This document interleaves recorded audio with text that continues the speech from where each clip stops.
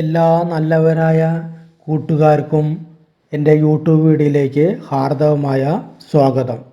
എല്ലാവരും സുഖമായിരിക്കുന്നു എന്ന് ഞാൻ വിശ്വസിക്കുന്നു. എല്ലാവർക്കും നല്ലത് വരട്ടെ എന്ന് പ്രാർത്ഥിച്ചുകൊണ്ട് നമുക്ക് വീഡിയോയിലേക്ക് പോവാം. എങ്ങനെയുള്ള തീരുമാനങ്ങൾ എടുത്താലാണ് നമുക്ക് വിജയിക്കാൻ കഴിയുക? നമുക്കൊരു കഥയിലൂടെ പോകാം. ഒരിക്കൽ ഒരു ചെറിയ ഗ്രാമത്തിൽ വർഷങ്ങൾക്ക് മുമ്പ് ഒരു ചെറിയ കച്ചവടക്കാരൻ കുറച്ച് ഏറെ പണം ഒരു പലിശക്കാരൻ്റെ കയ്യിൽ നിന്നും കടം വാങ്ങി. ആ പലിശക്കാരൻ ഒരു ക്രൂരനും ദുഷ്ടനുമായിരുന്നു. പക്ഷേ ആ കച്ചവടക്കാരൻ്റെ വ്യാപാരം നഷ്ടത്തിലാവുകയും പണം പലിശക്കാരൻ തിരിച്ചു കൊടുക്കാൻ കഴിയാത്ത അവസ്ഥ വരികയും ചെയ്തു.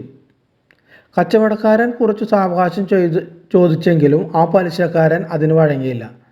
ആ കച്ചവടക്കാരന് ഒരു സുന്ദരിയും ബുദ്ധിമതിയുമായ ഒരു മകൾ ഉണ്ടായിരുന്നു. അതിനാൽ ആ ദുഷ്ടനായ പലിശക്കാരൻ ഒരു നിബന്ധന വെച്ച്, ഒന്നുകിൽ മുഴുവൻ തുക ഇപ്പോൾ മടക്കി എനിക്ക് തരുക എന്ന് കച്ചവടക്കാരനോട് പറഞ്ഞു, അല്ലെങ്കിൽ ആ കച്ചവടക്കാരൻ്റെ മകളെ തനിക്ക് വിവാഹം ചെയ്തു തന്നാൽ മുഴുവൻ തുകയും ഒഴിവാക്കി തരാം എന്നും പറഞ്ഞു.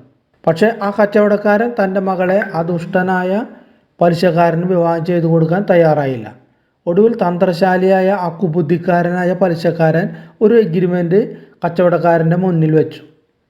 ആ എഗ്രിമെൻ്റ് ഇങ്ങനെയായിരുന്നു: താൻ ഒരു വെള്ള നിറത്തിലുള്ള കല്ലും ഒരു കറുപ്പ് നിറത്തിലുള്ള കല്ലും തൻ്റെ ബാഗിൽ വയ്ക്കും.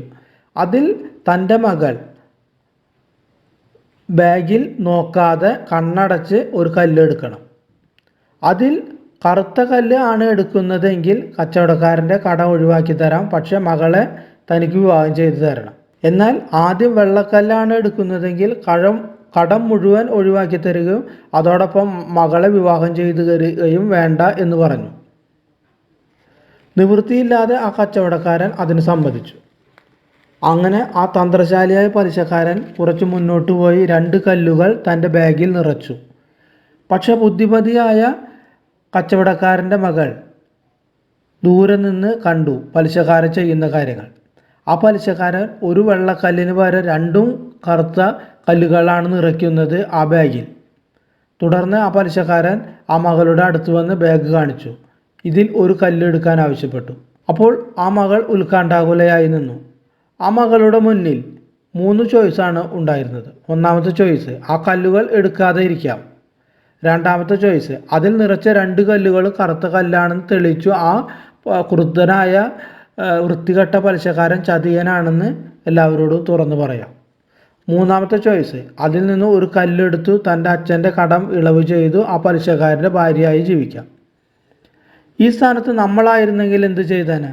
ഭൂരിഭാഗം പേരും അയാൾ എടുത്ത 2 കല്ല് കറുത്ത കല്ലാണ് തെളിയിച്ച് അയാളെ ചതി വെളിപ്പെടുത്താം. പക്ഷെ ഈ കാര്യം ചെയ്താൽ ആ അച്ഛൻ്റെ കടം പിന്നീടാണെങ്കിലും കൊടുക്കേണ്ടി വരും.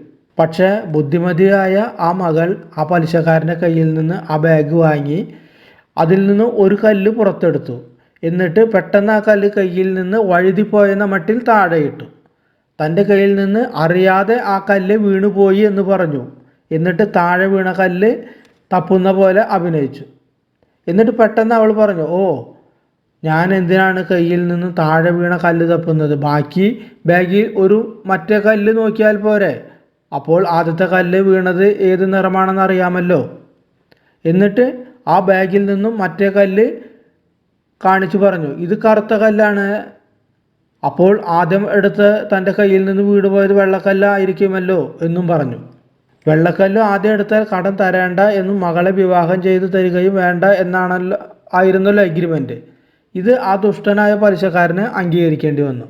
കടം പൂർണ്ണമായി ഇളവ് ചെയ്തു നൽകുകയും ആ മകളെ വിവാഹം ചെയ്യാനും പറ്റിയില്ല അയാൾക്ക്. ഇനി കഥയിൽ നിന്ന് നമുക്ക് കാര്യത്തിലേക്ക് വരാം. ഇവിടെ ആ ബുദ്ധിമതിയായ മകൾ ഈ രീതിയിൽ കാര്യങ്ങൾ ചെയ്തത് കൊണ്ട് ആണ് ഇങ്ങനെ ഒരു നേട്ടം കൈവരിക്കാൻ കഴിഞ്ഞത്. ഇതിൽ നിന്നും മനസ്സിലാക്കേണ്ട ഒരു കാര്യം, ഇവിടെ ആ യുവതി ലോജിക്കൽ തിങ്കിങ് അഥവാ കണക്കുകൂട്ടി അതിൻ്റെ നെഗറ്റീവും പോസിറ്റീവും ആലോചിച്ച് തീരുമാനിച്ചു എങ്കിൽ സ്വാഭാവികമായി ഒന്നുകിൽ എഗ്രിമെൻറ്റിൽ നിന്നും മാറി കടം പ്രയാസത്തിൽ നിന്നും അച്ഛന് തിരിച്ചു കൊടുക്കേണ്ടി വന്നേനെ, അല്ലെങ്കിൽ അയാളെ വിവാഹം ചെയ്തു കടം ഇളവാക്കി കൊടുത്തേനെ. പക്ഷെ അതിനു പകരം ഇവിടെ അവൾ ഉപയോഗിച്ച സൂത്രം ലാറ്ററൽ തിങ്കിങ് അഥവാ റിസ്ക് എടുത്തുകൊണ്ട് ക്രിയാത്മകമായി ചിന്തിച്ചു എങ്ങനെ കാര്യങ്ങൾ തൻ്റെ അനുകൂലമാക്കി തീർക്കാം എന്നുള്ളതാണ്. പലപ്പോഴും നമ്മളും ചില റിസ്ക് എടുത്ത് കാര്യങ്ങൾ ചെയ്തെങ്കിൽ മാത്രമേ വലിയ നേട്ടം കൊയ്യാൻ സാധിക്കൂ. ലോകത്തിലെ വലിയ നേട്ടങ്ങൾ കൊയ്തവരും സാമ്പത്തിക രംഗം അടക്കി വാഴുന്ന വലിയ ബിസിനസ്സുകാരും റിസ്ക് എടുത്തുകൊണ്ടാണ് വലിയ നേട്ടം കൊയ്യുന്നത്. അപ്പോൾ ഈ വീഡിയോ കണ്ട എല്ലാവർക്കും നന്ദി, നമസ്കാരം.